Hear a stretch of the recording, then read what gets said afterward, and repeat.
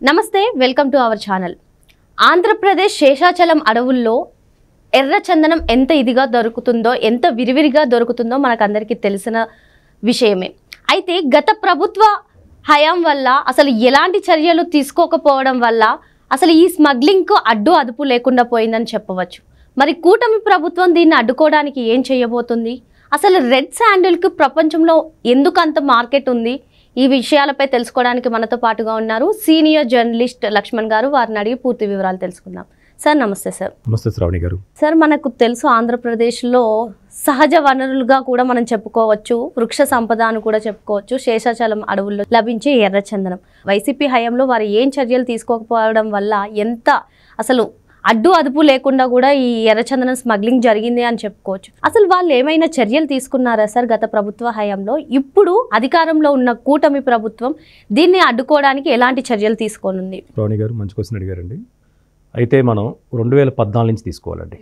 రాష్ట్ర విభజన జరిగిన తర్వాత 2014 నుంచి తీసుకుంటే 2019 వరకు తెలుగుదేశం ప్రభుత్వం హయాంలో దాదాపు ఎర్రచందనం ప్రొటెక్షన్స్కి ఎన్ని రకాల చర్యలు తీసుకున్నారంటే అన్ని రకాల చర్యలు తీసుకున్నారు.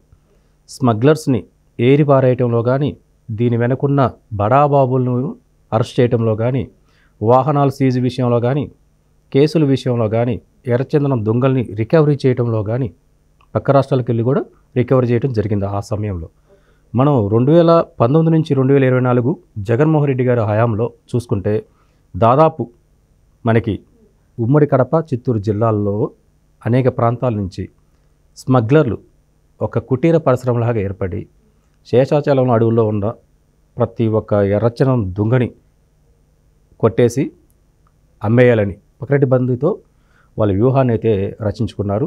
అదే స్థాయిలో వాళ్ళు అక్కడున్న ఎర్రచందనాన్ని దొంగల్ని అంటే చెట్లు నరకటం, దొంగలుగా మార్చడం, అక్రమ రవాణా ద్వారా ఇతర దేశాలు పంపించడం. కాకపోతే శ్రావణి గారు, ఇది చైనాలో బాగా డిమాండ్ ఉన్న సరుకు అనమాట. ఇది ఎక్కడ కాయదు, ఎక్కడ పెరగదు, ఏ భూములు ఈ చెట్లకి సపోర్ట్ చేయదు. అందుకేనే సార్ ప్రపంచం మొత్తంగా కూడా రెడ్ శాండిల్కి ఇంత డిమాండ్ ఉంది. రియల్లీ ఎందుకంటే చాలా రేరు శాండిల్ అండి. అది కూడా అనేక రకాలుగా, ఇప్పుడు బొమ్మల దగ్గర నుంచి మ్యూజిక్ ఇన్స్ట్రుమెంట్స్ నుంచి సుగంధ ద్రవ్యాల నుంచి ఫార్మా రంగంలో కానీ ప్రతి ఒక్క విషయంలోనూ అనేక రకాలుగా దీన్ని ప్రాసెసింగ్ చేస్తారు ఎర్రచందనాన్ని. అందుకనే అంత డిమాండ్ ఉంది. చైనా, జపాను, ఉత్తర కొరియా, దక్షిణ కొరియాలో దీని వాడకం ఎక్కువ. కొంత ఇది ఇంట్లో ఉండటం వల్ల వాస్తు దోషాలు కూడా పోతాయని చెప్పి ఒక శాస్త్రం ఉందన్నమాట, ఒక నమ్మకం ఏదైనా ఉంటుంది. అట్లా ఎర్రచందనానికి మార్కెట్ అనేది ఎప్పుడు ఎవర్గ్రీన్గా ఉంటుంది.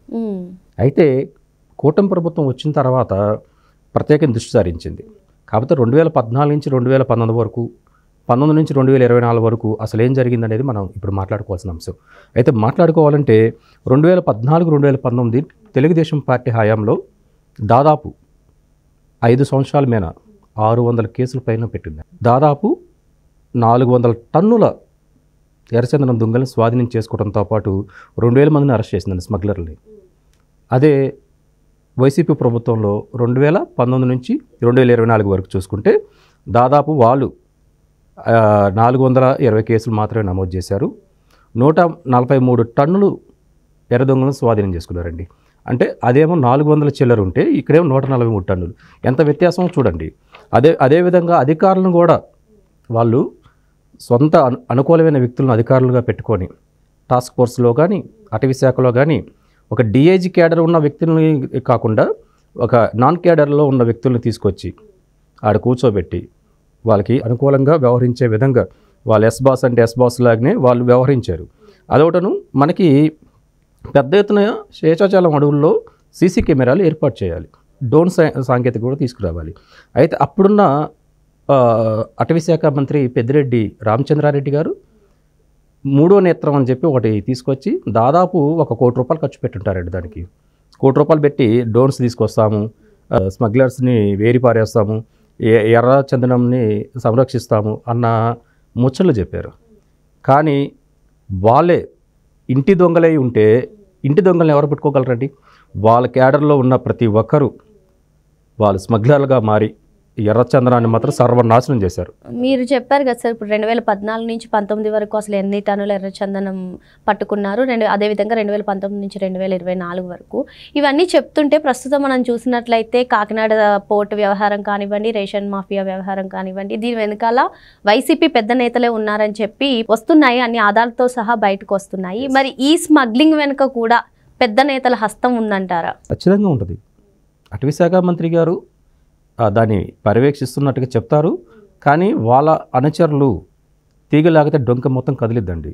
కాకపోతే వీళ్ళు ఇక్కడ ఉన్న వాళ్ళు చోటామోటా నేతలు మాత్రమే. దీన్ని ఎక్స్పోర్ట్ చేసే వాళ్ళు దుబాయ్ నుంచి, చైనా నుంచి దీన్ని మానిటరింగ్ జరుగుతుంది. ఒక డ్రగ్స్ని కనుక ఇతర దేశాల నుంచి ఏ విధంగా భారతదేశంలో చూపిస్తారో ఆ విధంగా ఇక్కడి నుంచి వీళ్ళందరూ ఎర్రచందనం స్మగ్లింగ్కి సంబంధించి పెడలర్స్ లాంటి వాళ్ళు అనమాట. డాన్స్ వేరుగా ఉంటారు. కాకపోతే వైసీపీలో ఉన్న, అంటే ఉమ్మడి చిత్తూరు కడప జిల్లాలో ఉన్న ప్రతి ఒక్క వైసీపీ నేతకు ఎర్రచందనం స్మగ్లింగ్లో వాటాలు ఉన్నాయి, వాళ్ళ కన్సర్న్లో జరిగింది అనేదే మనకి అన్ని మీడియాలో మాధ్యమాల మీద అయితే సోషల్ మీడియాలో మనకి ఎప్పుడు కనిపిస్తున్నది. సార్, ఇంకా మనం చూసినట్లయితే అసలు అడ్డు అదుపు లేకుండా పోతున్న ఈ స్మగ్లింగ్ ఇప్పుడు కూడా జరుగుతున్నాయని చెప్పి మనకు వార్తలు కూడా వస్తున్నాయి. దీన్ని మొత్తానికి చెక్ పెట్టేందుకు కూటమి ప్రభుత్వం ఏ విధంగా అడుగులు వేస్తుందంటారు? ఓకే, కూటమి గవర్నమెంట్ వచ్చిన కాడి నుంచి కూడా డే 1 నుంచే ఎర్రచందనం సంబంధించిన టాస్క్ ఫోర్సు అటవీ శాఖ అధికారులని అలర్ట్ చేసిందండి. డ్రోన్ సాంకేతికతను తీసుకురాబోతుంది. అధునాతన సాంకేతిక విధానాల్లో ఎర్రచందనం సంరక్షణకైతే ఖచ్చితంగా అడుగులు పడుతున్నాయి. మొన్న ఈ మధ్య డిప్యూటీ సీఎం గారు పవన్ కళ్యాణ్ గారు కూడా కర్ణాటక వెళ్ళారు, ఢిల్లీ వెళ్ళారు. కర్ణాటకలో కానీ, కర్ణాటక అంటే మనకు బోర్డర్లు ఎక్కువగా ఆంధ్ర కూలీలతో పాటు స్మగ్లర్స్ కింద పనిచేసే, ఎర్రచందనం చెట్లను కొట్టే అంటే నరికే వాళ్ళల్లో ఏపీ వాళ్ళ కన్నాను మనకి పక్క రాష్ట్రాల నుంచి, చెన్నై నుంచి, కర్ణాటక నుంచి వచ్చే వాళ్ళు ఎక్కువ ఉంటారు. అందుకనే పవన్ కళ్యాణ్ గారు కూడా కర్ణాటక విజిట్ చేసినప్పుడు, అక్కడ పర్యటించినప్పుడు అక్కడున్న ఎర్రచందనం దొంగలు ఏదైతే అక్కడ చేరాయో ఆక్షన్ వేసినప్పుడు మాకు ఇన్ని కోట్లు వచ్చాయని చెప్పి వాళ్ళు చెప్పడం జరిగింది.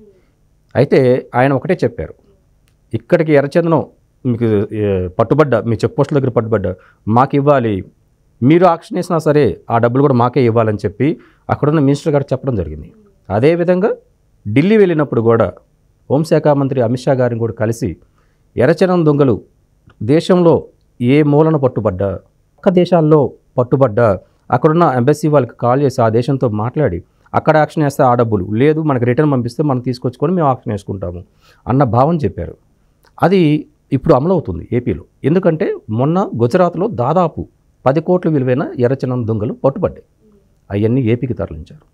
అట్లా ఇప్పటికే అటవీ శాఖ అధికారులు, టాస్క్ ఫోర్సు అధికారులు స్పష్టమైన ఒక విధానంతో కూటమి ప్రభుత్వం యొక్క ఆలోచనల్ని తీసుకుంటూ కట్టుదిట్టమైన ఏర్పాట్లు అయితే ఖచ్చితంగా జరుగుతున్నాయి. శ్రావణి గారు, మొత్తానికి కూటమి ప్రభుత్వం ఎర్రచందనం స్మగ్లింగ్కి చెక్ పెట్టేలా అడుగులు వేస్తుందని సార్ చెప్తున్నారు. Thank you sir. నమస్తే అమ్మ.